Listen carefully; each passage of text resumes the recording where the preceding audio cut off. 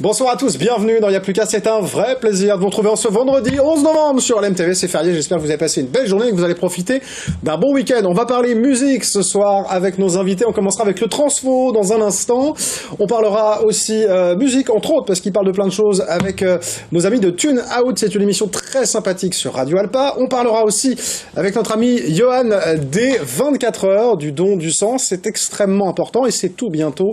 Alors voilà, notez bien la date sur le calendrier. On en parle dans un instant, c'est le 25 et le 26 novembre. Et puis, on reçoit dans la deuxième partie de cette émission l'IA. On va parler avec eux, bien sûr, de leur actualité. Il y aura du live et puis, bien sûr, l'agenda de Céline. Il n'y a plus qu'à prendre du bon temps et ça commence maintenant.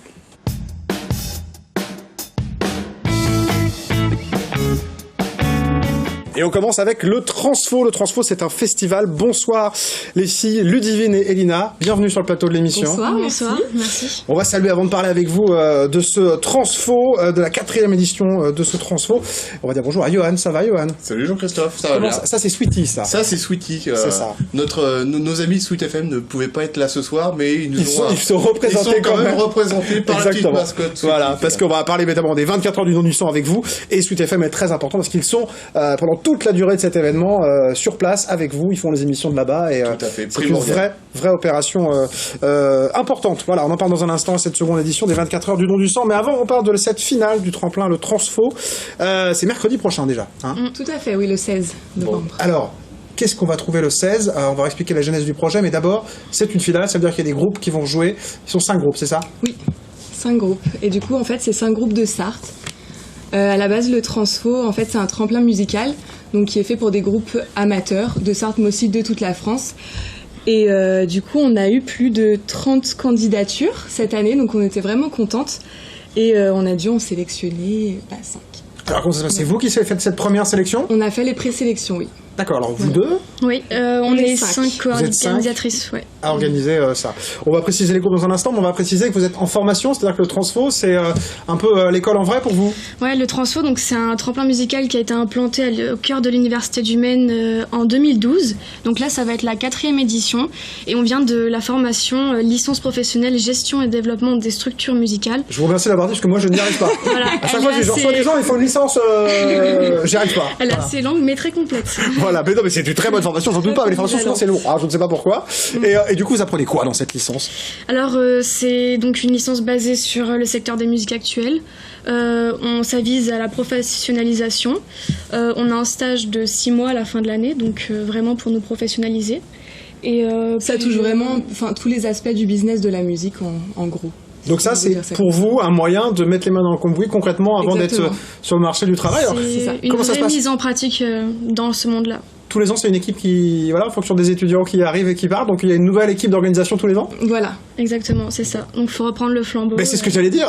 Il faut, quand ça s'est bien passé l'année d'avant, ça doit être un sacré challenge quand même d'arriver dans un projet comme ça. C'était surtout un challenge cette année parce qu'on avait vraiment un délai de temps très très très très court. Mais du coup, c'était bien parce que ça nous a vraiment permis de pouvoir travailler dans le rush et de pouvoir. C'est un peu la vraie vie, ça, de toute façon. Ouais. Enfin, je crois, dans nos métiers artistiques au sens large, ça va souvent très vite. Ouais, parfois, j'ai des invités qui me disent quand ? Dans 4 jours ? Bah oui, vous savez, nous, c'est tous les jours que ça revient. Alors, voilà. Mais c'est vrai qu'on n'est pas toujours au même rythme que les autres. Donc, voilà, c'est prêt. De toute façon, tout est prêt, là. 5 groupes qui sont prêts. On va en parler.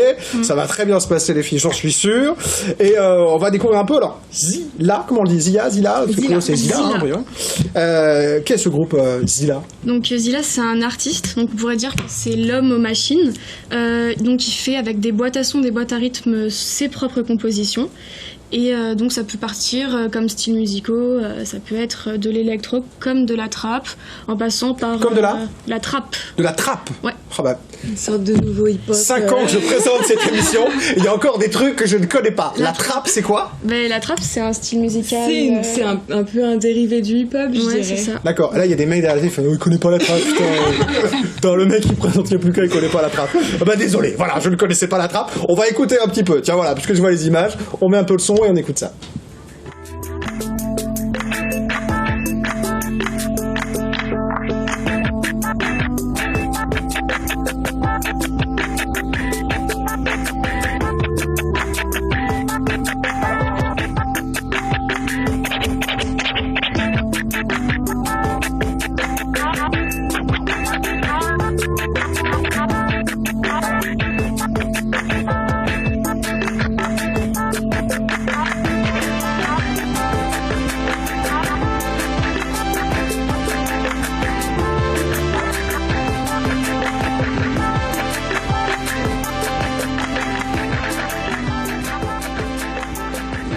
ça, c'est de la trappe alors. Ouais, c'est... C'est de l'électro-trap. Non, ce qui est bien avec lui, il fait plein de choses, en fait. C'est vraiment, juste à lui-même, il est tout plein de styles différents. C'est super. Back to the Stone Age. Qui nous présente en deux Alors, Back to the Stone Age, c'est un groupe... nous présenter tous.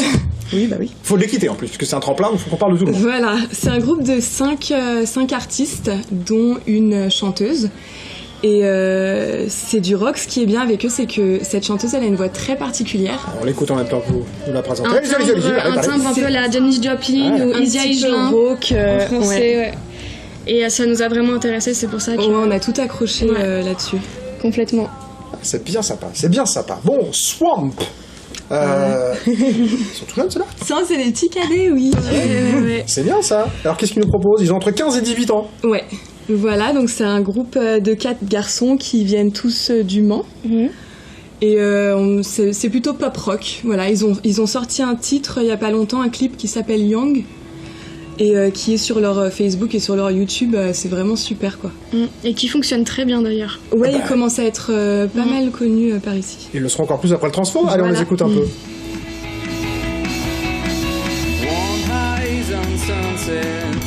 Shares the darkness of his world. Hope in your mind.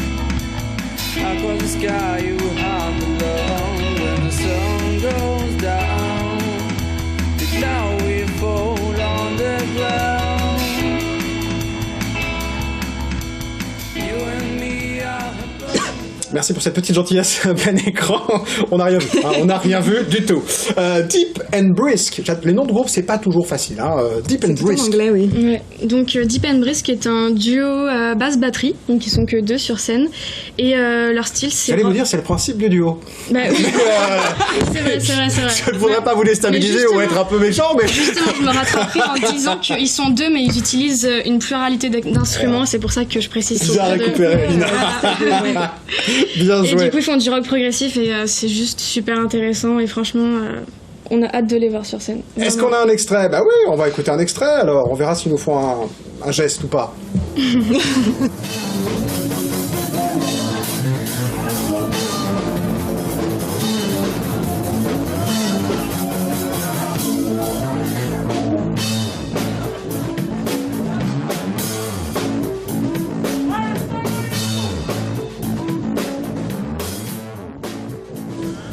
Non, ils ont rien, pas de geste, ça va, tout va bien. J'étais loin. Daisy Fields, c'est le dernier groupe, pour qu'on présente tout le monde.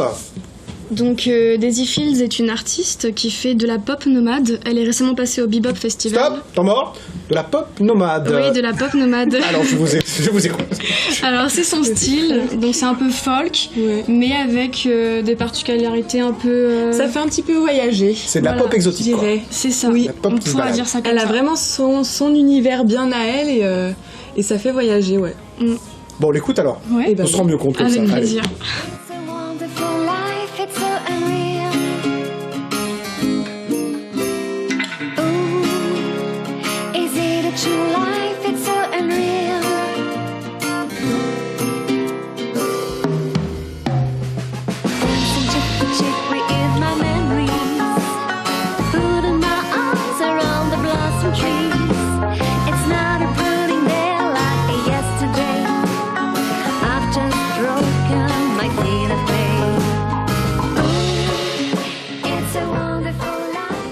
J'ai des invités très perspicaces qui me disaient quand même qu'on n'avait pas parlé du jury et ce qu'ils allaient gagner. Et vous avez raison, les filles. Alors, qu'est-ce qu'on gagne dans ce tremplin? Parce que s'il y a plein de monde qui a envoyé sa candidature, c'est que ça va être bien intéressant. Oui, alors donc pour ce qui est à gagner, en fait, le groupe gagnant fera la première partie du festival Electric Campus, donc organisé par l'association Electric Campus de notre licence pro aussi. Et ensuite, ce qui est différent d'un tremplin qu'on peut voir par ailleurs, c'est qu'on accompagne l'artiste après le tremplin. Donc on lui offre vraiment un accompagnement artistique personnalisé, donc management, communication, coaching, voilà. On les lâche pas après le tremplin, quoi. Et ça, c'est une vraie chance, parce qu'un artiste qui est entouré, forcément, il a plus de chances d'émerger un petit peu plus. Voilà. On rappelle où est-ce que ça se passe À quelle heure, quel jour les filles? Donc c'est mercredi 16 novembre à l'espace de vie étudiante de l'Université du Maine, campus Ribé, c'est l'arrêt de tram, et donc c'est à 19h30. Voilà. Et c'est entrée libre. Voilà, il y aura un bar avec des boissons, et puis surtout des étudiants qui ont le sourire et qui vous accueillent gentiment, chaleureusement. C'est bien vendu et ça se voit ce soir. Merci les filles. Merci à vous. Vous restez avec nous, on parle des 24 heures du don du sang. Allez, c'est virgule et on y va. Merci.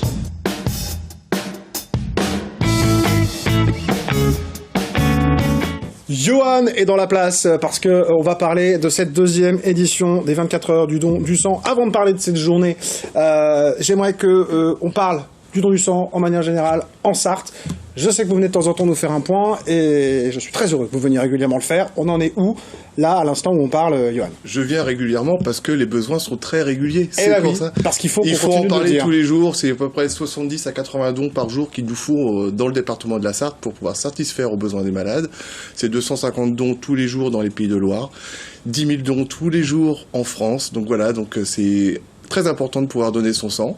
Et puis là, vu qu'on organise les 24 heures du don du sang, le 25 novembre, c'est pile poil un mois avant Noël. Donc vous allez pouvoir faire un beau cadeau pour des personnes qui vont être peut-être transfusées avant Noël et passer les fêtes en famille et redonner du sourire à tout le monde, quoi.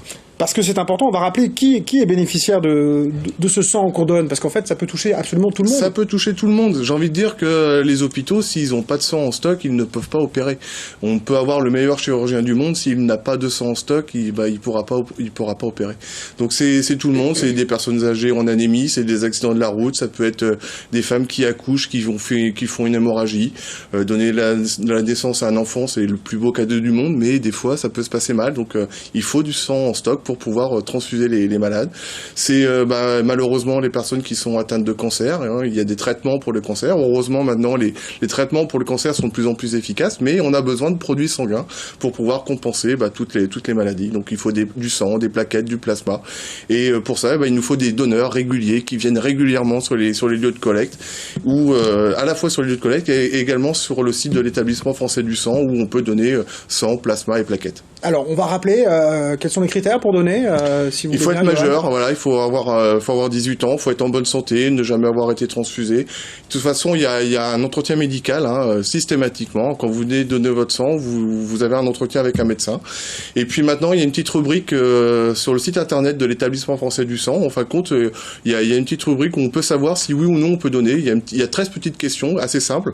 Et puis si on répond bien à tout, vous pouvez venir donner votre sang sur n'importe quelle collecte. Alors comment ça se passe concrètement quand on donne son sang, si on ne l'a jamais fait? Alors vous disiez, ça va commencer par un entretien médical pour voir si concrètement on peut le donner. Alors ça peut être par précaution pour les autres ou pour soi. Exactement. En fin de compte, l'entretien médical, il a deux rôles. C'est vous venez donner votre sang, donc vous venez faire un acte généreux, mais il faut pas vous mettre en danger. Voilà. Donc l'entretien médical, il a ce but-là, de savoir si oui ou non vous pouvez le donner, et si le sang que vous allez donner va pouvoir aller à un malade. Donc il y aura toute une batterie d'analyses de fait après par rapport à ces dons-là, mais l'entretien médical, il a deux rôles, à la fois la sécurité du malade et la sécurité du donneur. Donc il faut être majeur et puis venir avec une pièce d'identité, la volonté de le faire, et puis après vous allez ressortir du don du sang avec le sourire parce que vous allez pouvoir sauver jusqu'à 3 vies. Bon, ça c'est vraiment important. On en parle dans un instant, on fait une petite coupure, mais évidemment on va parler des 24 heures du don du sang, ça sera pourquoi pas l'occasion de donner, peut-être pour la première fois. C'est dans un petit instant juste après la pub. Je vous remercie les filles, vous allez laisser de la place à nos prochains invités. Et puis très bon transfo, très belle 4e édition, je rappelle c'est le mercredi 16 novembre. Allez, à tout de suite dans Il n'y a plus qu'à, on continue de parler des 24 heures du don du sang.